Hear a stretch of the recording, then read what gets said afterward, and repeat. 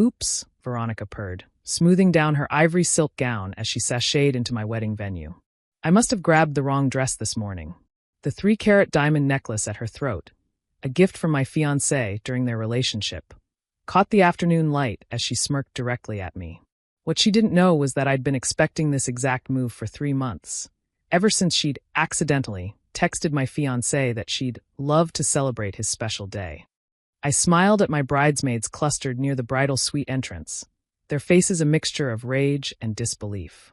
My maid of honor, Sienna, started forward with murder in her eyes, but I caught her arm. "Ladies," I said calmly, loud enough for Veronica to hear, "remember that backup plan we discussed?" 6 faces broke into identical grins.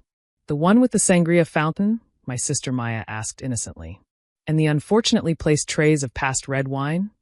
added my college roommate Priya. "What a shame it would be," I said, adjusting my veil, "if someone were to have an accident near our uninvited guest." Veronica's smirk faltered for just a moment, but then she tossed her highlighted hair and continued her grand entrance, clearly believing I was all talk. She had no idea who she was dealing with.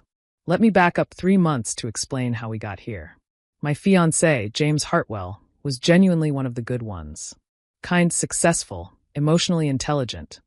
The kind of man who cried at rescue dog commercials and remembered your coffee order. We'd been together for 2 years, engaged for 6 months, and I'd never been happier. There was just one problem. Veronica Ashford, his ex-girlfriend of 4 years. They'd broken up 3 years before James and I met, but Veronica had never quite accepted it was over. She'd show up at his office by coincidence. She'd comment on every single one of his social media posts. She'd text him about emergencies that always turned out to be questions like, "Do you remember the name of that Italian restaurant we loved?" James had been clear with her, setting boundaries, blocking her number twice, even sending a formal cease and desist letter through his lawyer. But Veronica was nothing if not persistent. When James proposed to me at sunset on a beach in Maui, getting down on one knee in the sand while a guitarist played our song, it was the happiest moment of my life. Until I checked Instagram later that night and saw Veronica's comment on James's announcement post. "Ah, how sweet. See you at the wedding. 2 hearts. "She's not invited," James said immediately, his face darkening. "I haven't spoken to her in 6 months. I don't know why she thinks." "I know exactly why she thinks that," I interrupted. "Because she's going to try to ruin our wedding. I won't let her. You won't have to." I kissed him. "Trust me. Always." I started planning that night. Not just my wedding, but my defense strategy. First, I hired an event security team. Not obvious bouncers, but professionals dressed in suits who could blend in with guests. I gave them Veronica's photo and explicit instructions. If she appeared, they were to alert me immediately, but not remove her unless I gave the signal. Second, I had a conversation with my bridesmaids. All 6 of them had witnessed Veronica's increasingly unhinged behavior over the past 2 years. They were more than ready to help. If she shows up in white, I told them over cocktails and wedding planning, we're going to need a contingency plan. "Oh, I like where this is going," Sienna said, leaning forward. "We're going to stage an accident. Multiple accidents. Nothing that could be legally considered assault, but enough to make sure her dress is completely unwearable." Maya grinned. "Wine. Sangria, actually. With lots of red wine and fruit juice. Very difficult to clean. What if she tries to sue?" Priya asked, ever the practical lawyer. "She can try. But how do you prove malicious intent when 6 different people accidentally bumped into someone who wasn't even supposed to be there?" I pulled out my phone. "Plus, we'll have documentation that she was explicitly not invited. James's lawyer already has the paper trail." "You're diabolical," Sienna said admiringly. "I love it." Third, I made sure our wedding photographer and videographer knew to capture everything. If Veronica was going to make a scene, it was going to be immortalized. The morning of the wedding, I received a text from an unknown number. "Can't wait to see you today. James always said I looked like a bride. Guess we'll find out if he was right." Face blowing a kiss. I showed it to James while he was getting ready in a separate suite. "That's it," he said, reaching for his phone. "I'm calling the police." "Don't." I put my hand on his arm. "Let her come. Let her think she's won. And then let me handle it. Thea, I don't want our wedding day ruined by her psychotic behavior." "It won't be ruined. It'll be legendary." I kissed him. "Trust me." Which brings us back to Veronica's grand entrance in her ivory gown, dripping with the confidence of someone who thinks she's already won. The ceremony was scheduled to start in 30 minutes. Guests were beginning to arrive, milling around the courtyard garden where we'd set up cocktail hour. A fountain in the center bubbled away, surrounded by tables laden with hors d'oeuvres and drinks, including a gorgeous sangria fountain that my sister Maya had insisted on. Veronica made her way directly to that fountain, positioning herself where she'd be in everyone's line of sight. Several guests shot confused looks in my direction. One of James's groomsmen started toward her, but I shook my head. "Not yet," I murmured. Veronica was holding court now, telling anyone who'd listen about how she and James had such history. And you never really get over your first love. I watched security feed on my phone. Yes, I had the venue wired, as James's mother approached Veronica. "I don't believe you were on our guest list," Catherine Hartwell said icily. James's mother was a force of nature, a federal judge who did not suffer fools. "Oh, there must have been a mix-up with the invitations," Veronica said breezily. "James and I go way back. I'm sure he wouldn't want me to miss his special day.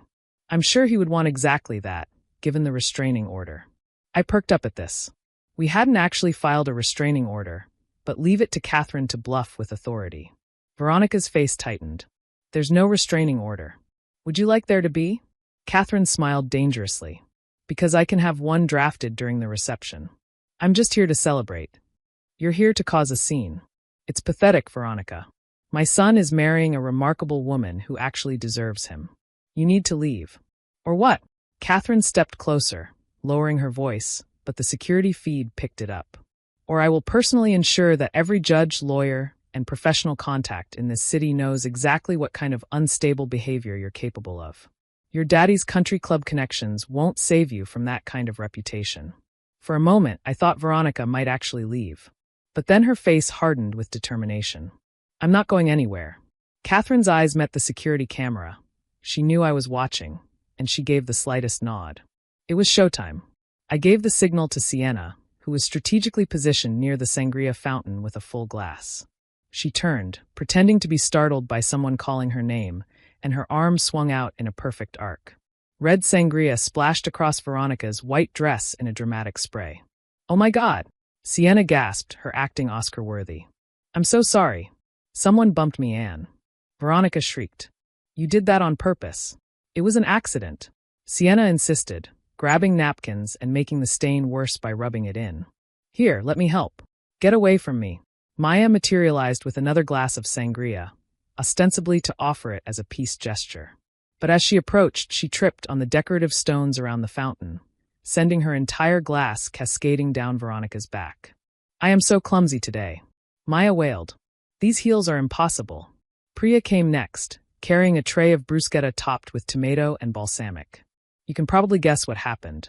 By the time my 6 bridesmaids had finished their coordinated accidents, Veronica's ivory dress was covered in red wine, sangria, tomato sauce, and for good measure, a splash of chocolate fountain from the dessert table. She stood in the center of the courtyard, dripping and furious, while guests tried to hide their smiles behind their hands.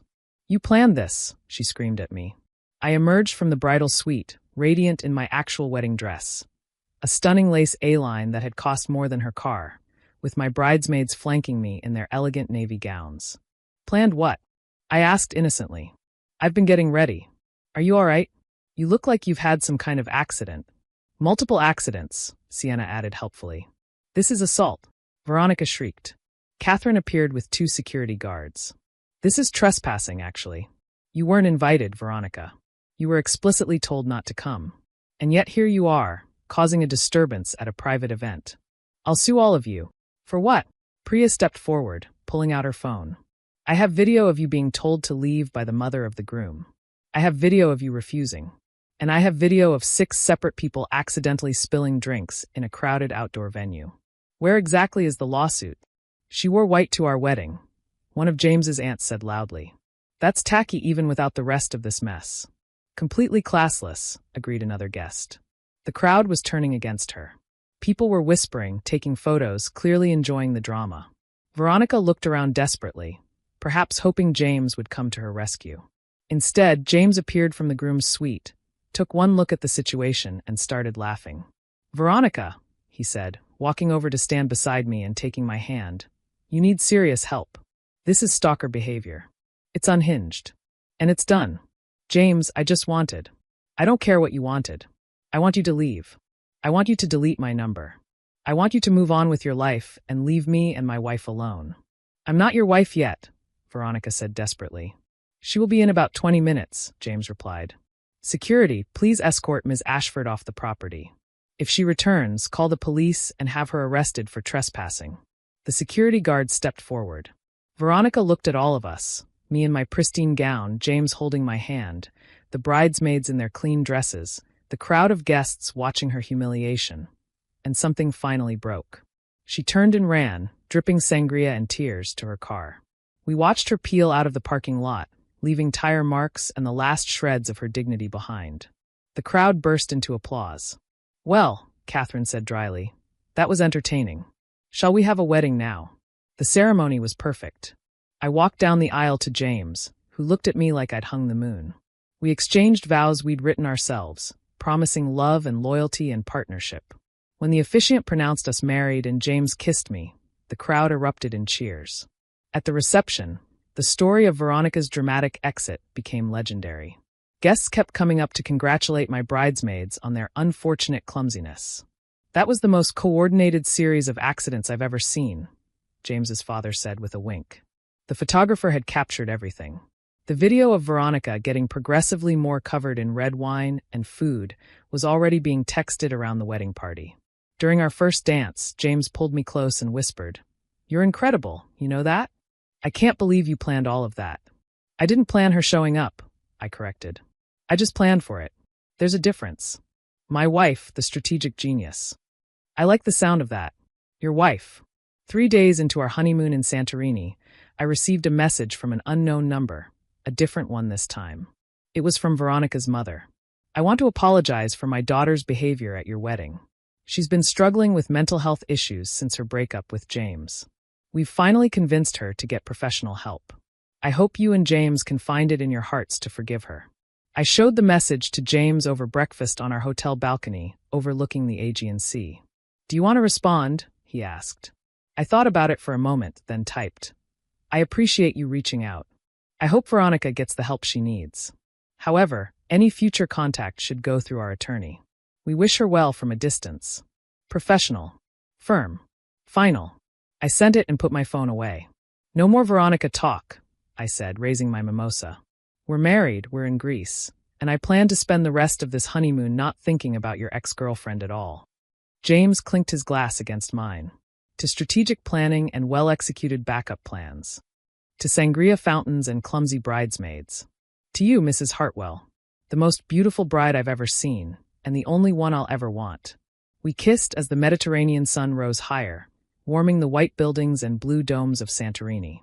Somewhere back home, Veronica was probably still trying to get sangria stains out of her ivory dress. And here's what I learned. You can't control other people's behavior. You can't stop someone from trying to ruin your special day. But you can prepare.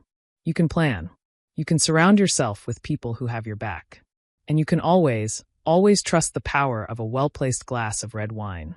The wedding photos turned out stunning. In every single one, I'm glowing, James is beaming, and there's not a trace of white dress-wearing chaos anywhere. Because by the time we took photos, Veronica was long gone. And her dress? Let's just say red wine stains are permanent. Just like my marriage.